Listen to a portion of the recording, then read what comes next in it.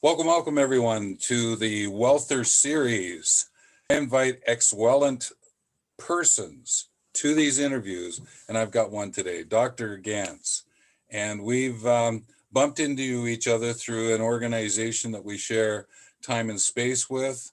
And I've sort of gotten to know him because of a book he's written, and we'll talk a bit more about that. But really what I want to do is just get to the introduction, because that's how you know we start these videos. And I'm going to classify him as a WELLther that you really want to get to know. And with that, Dr. Gantz, welcome, sir. How are you? Good. Thanks a lot for having me, Stephen. It's really good to be here. Yeah. Yeah. I love talking with you, and every time we run into each other, I enjoy like sort of sapping up your wisdom and all the stuff that you have. So awesome. It's a real pleasure to be here. Well, thank you. Today, I'm going to sort of turn the chair and have you sharing a little bit more about yourself. And as I say, what we do is we just start off with, you want to give your full name, and then what we do is we just have you introduce yourself, take a few minutes just so we get to know who you are and how you got to be where you are. So I'll turn it over to you. So the full name is Dr. Ganz Ferrance, and I am a registered psychologist. I've actually been doing something connected with psychology and therapy for over 30 years now, and I have been running a private practice for over 25 years. And so how I got here, like most psychologists, I wanted to figure out what was going on with me. And so I went to school to figure that out and try to make sense of it all. But I really had a very, well, I wanted to see what was successful in the way we thought and how we could live. What were the common traits or ideas or factors that went into making people like healthy, happy, successful, have good relationships, that sort of thing.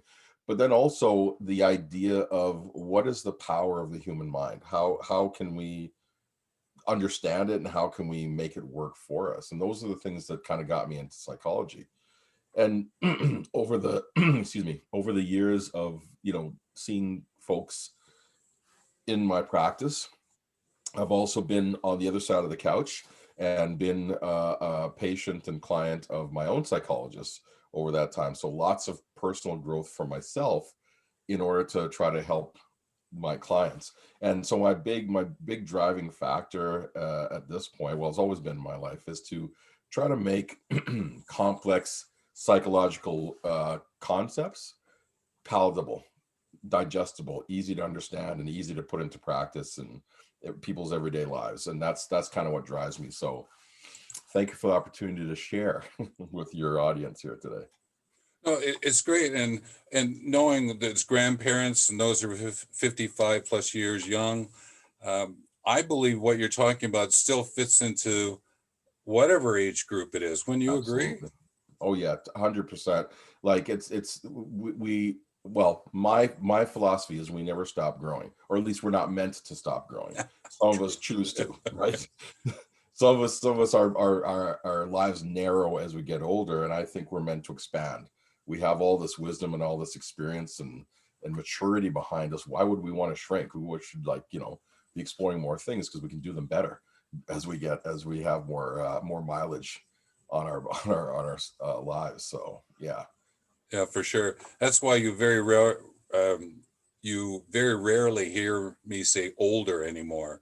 It's I've turned the O to E, and it's elder, There you and go. it's how we want to approach our lives. And I'm encouraging those that I'm interacting with to self-declare themselves an elder, not out of disrespect for the more traditional use of the word elder, Right. but to be an elder within their family and friends, and to find out what that means for them, and that especially, as you know, unfolds for the grandkids as well. So Well, absolutely. And you've traveled all over the world yourself, and I've traveled a bit myself. And unfortunately, in our North American culture right now, we're just really starting to rediscover how important elders are. yes, People with some wisdom. And and most of that, I think it's partially because we're so young, like as a culture in North Yeah. America, Yeah. right? Yeah. We don't Yeah. really understand that there's so much wisdom and wealth in folks that have, been on the planet longer. But in most other places, this is what it is. If you got wrinkles, you're very, you're not really worship, but people look to you for wisdom and for guidance and that sort of thing, right?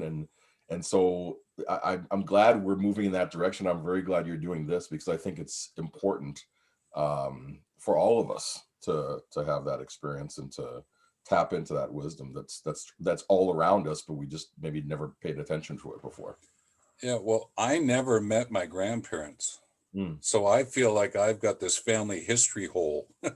Like Mhm. I goes back, okay, to my parents, and then I go,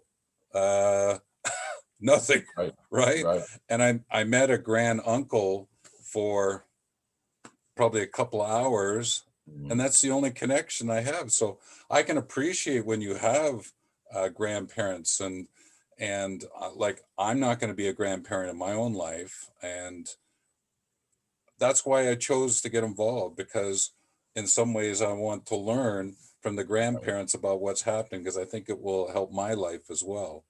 And I'm 100%. looking forward to this continuous interactions with them. So Yeah, well, 100%. And I think there's more to grandparenting than just sort of blood and genetics, right? I mean, there's a spiritual and emotional grandparenting too. And sometimes the people who don't have the physical families, like the biological families, make better grandparents and parents and teachers and stuff because they can actually focus all of their energy on this instead of trying to survive, and kind of figure it out as they go along with their own families. You know what I mean? yes, So yeah. it's kind Well, of and cool. I believe if we create what I call a well-living community Hmm. for grandparents, then they can help other grandparents. The grandkids of one family can help the grandkids of another family, and Absolutely. it like this networking of connection. That's what I'm attempting to do.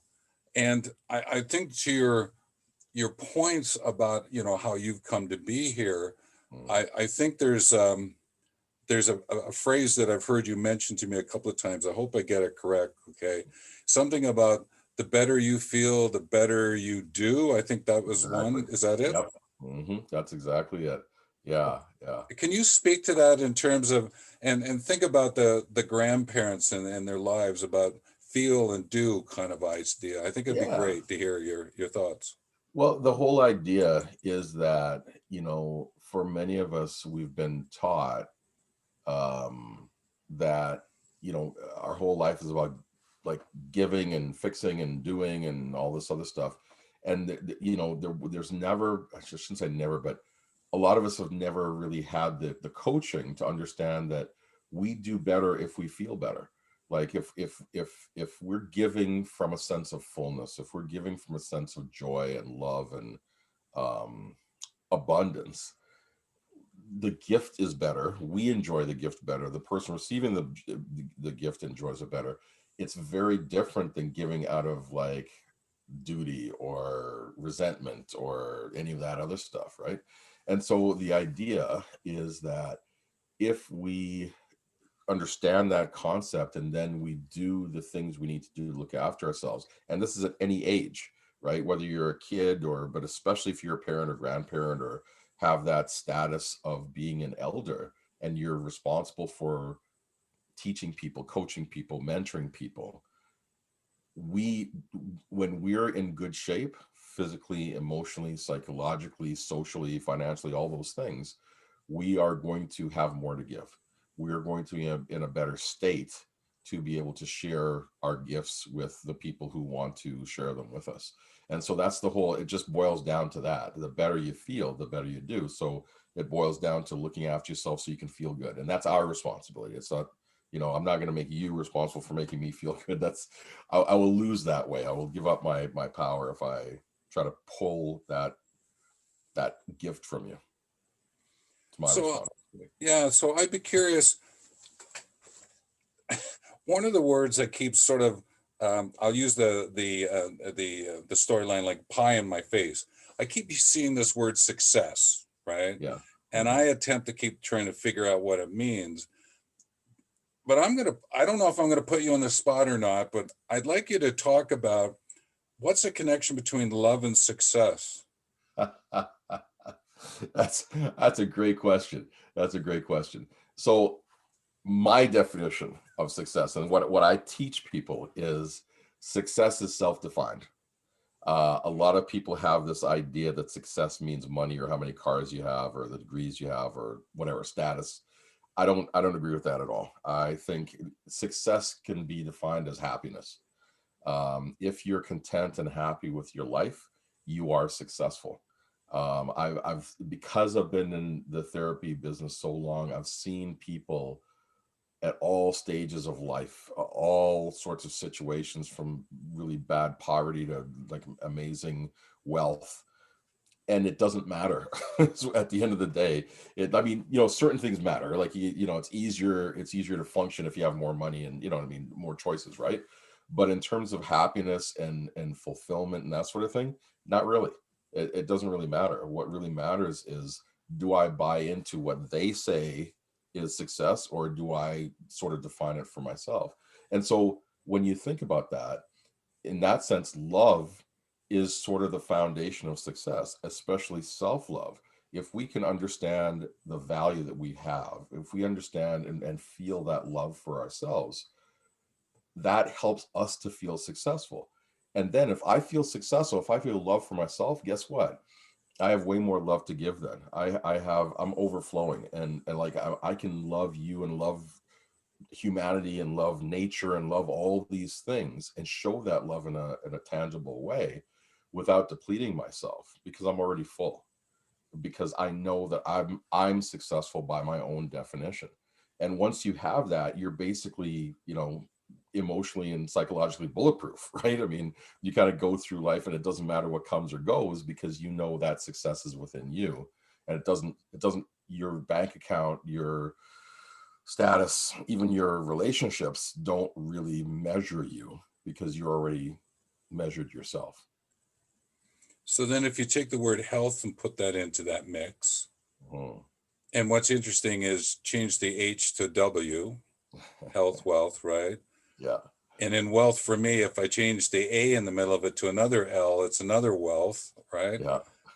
I'm just curious about your connection. If you can take the love, success, and add this notion of health to it, what would you Yeah. share with us? Yeah. So health is again sort of internally defined, because like I don't know, I know this is going all over the world, so it's not just Western medicine that we're talking about here, but by many factors in Western medicine, the criteria for health is a lack of sickness, right? And so it's like, okay, if I don't qualify to get the diagnosis, then I'm healthy theoretically, right?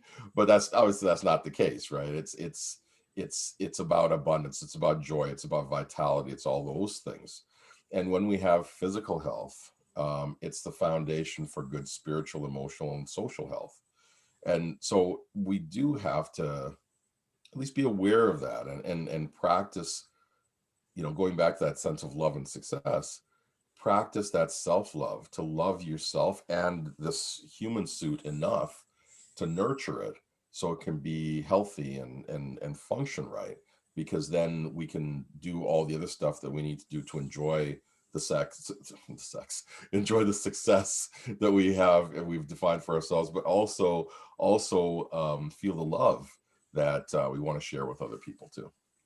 And sometimes that can be particularly important as you move through this sort of 55 plus 60 years young door, because you may have come from some aspect of what you were being and doing and having, and this shift that's going to take place, which is why I'm grabbing a hold of this storyline, because I think it's so important, because I went through that door kicking and screaming a little bit. And I'm certainly through that door now. Okay. And is there any thoughts around happiness as it links to this health, love, success? Because I sometimes can't always grab that word happiness and know what it means. All right. Can you share how that might connect? Well, I think it's a package deal. I think health, happiness, love, success. Those are the four things that I think are extremely important for a well-rounded life. But really, success and happiness, sort of in my books, are almost the same thing, right?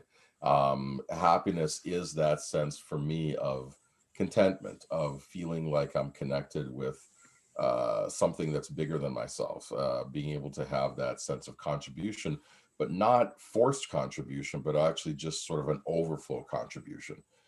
Being able to have that sense that, you know, I'm just enjoying what I'm doing here. And while I'm enjoying this and I feel fulfilled, this is how I want to express myself. And as I express that, that is my contribution to the rest of the world. But it's out of joy. It's just like a blissful self-expression. And when you have that, I think you have the whole package: health, happiness, love, and success. And what else is there that you need? You know what I mean? And anything else that we want, all the sort of I would say physical, tangible types of things that might want, kind of get attracted to that anyway. You know, you once you have that, those other things are sort of like byproducts, right? There are side effects that show up in your life because you're living this well-rounded, well-balanced life. And so that's how I connect all these different terms. Yeah, because I went and dug around with the use of the words like health and wealth and my spelling of wealth, and went back, what's the roots of some of this? And it's about being hale and hearty. Nice. And I thought happiness. And if I can be hale and hearty in my happiness, then that would sort of lead to my success. So that's how I've been playing with these words. All right. And having had the conversations we've had over time, that's why I thought people could really benefit from your view of it right now. All right. So thanks for that. All right.